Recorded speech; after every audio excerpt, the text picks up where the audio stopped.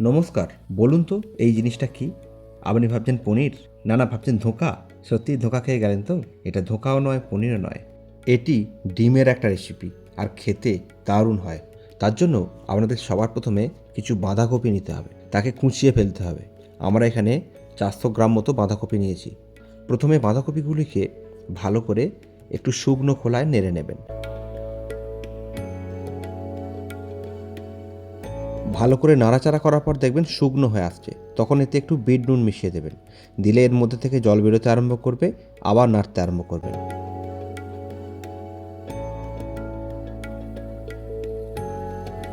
তারপর এতে একটু পরিমাণ মতো হলুদ দিয়ে দেবেন, দিয়ে তারপর আবার নাড়তে আরম্ভ করবেন।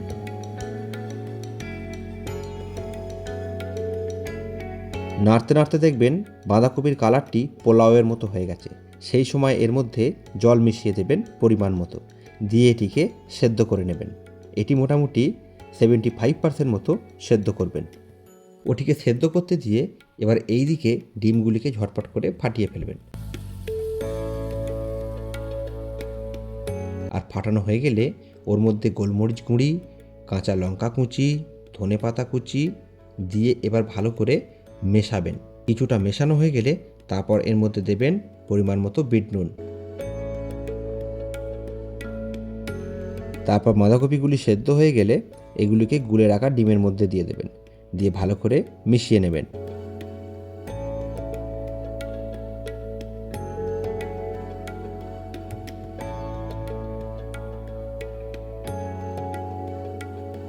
মেশানো হয়ে গেলে একটি টিফিন কৌটো নিয়ে তার চারিদিকে তেল লাগিয়ে দেবেন।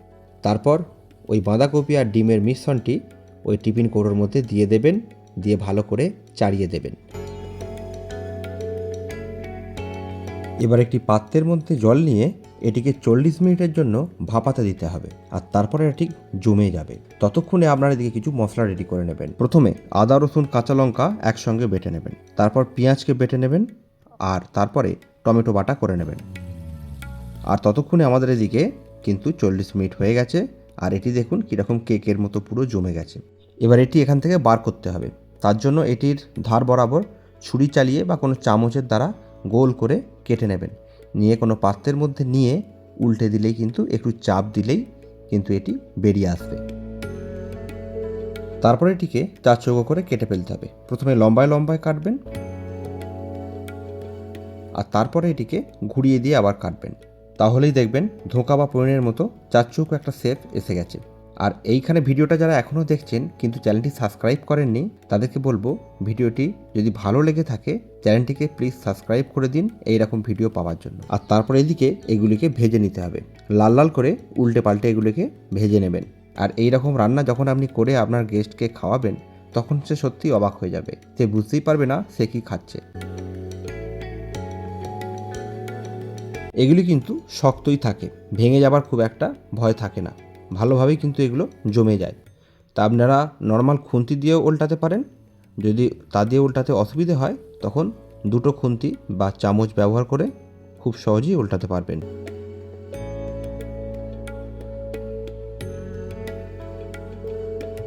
তারপর লাল লাল করে ভেজে নিয়ে এগুলিকে একটি একটি করে তুলে ফেলতে হবে।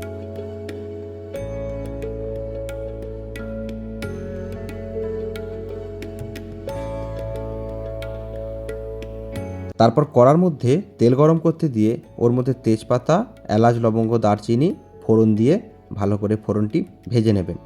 তারপর ওর মধ্যে সেই বেটে রাখা আদা, কাঁচা লঙ্কা আর রসুন বাটাটি প্রথমে দিয়ে দেবেন। এখানে প্রথমে কিন্তু আমরা পেঁয়াজ দেব না, প্রথমে এটিকে দিয়ে ভাজবো। এগুলো ভাজা ভাজা হয়ে গেলে এবার এর মধ্যে বেটে রাখা পেঁয়াজটি দিয়ে দেবেন।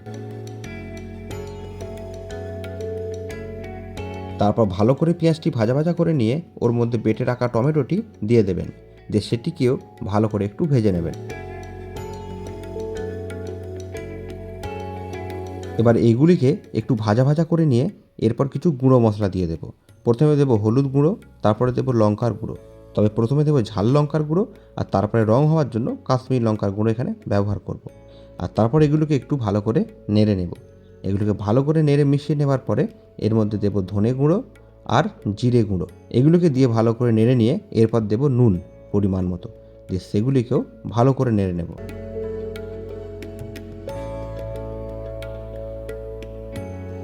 তারপরে এর মধ্যে পরিমাণ মতো জল দিতে হবে, আর জল দিয়ে একটু ফুটে গেলে তারপর এতে দেবেন গরম মশলার গুঁড়ো।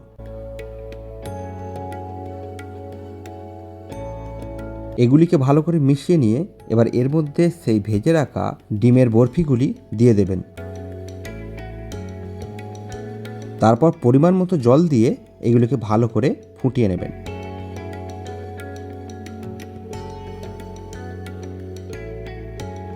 তারপর ফুটে গেলে নামানোর সময় এতে কসুরি মেথি আর ধনেপাতা ছড়িয়ে নামিয়ে নেবেন। তাহলেই এখানে রেডি হয়ে গেল আপনার কিন্তু সেই ডিমের বরফি, যা দেখলে ধোঁকা না পনির কিছুই বুঝতে পারবেন না। খেতে অতুলনীয় সুন্দর হয়, বানাতেও খুব সহজ এবং স্বাস্থ্যকর। অবশ্যই এটি একবার বাড়িতে বানিয়ে দেখুন, খুব ভালো লাগবে। আর এরকম ভিডিও পাওয়ার জন্য আমাদের চ্যানেলটি সাবস্ক্রাইব করতে ভুলবেন না।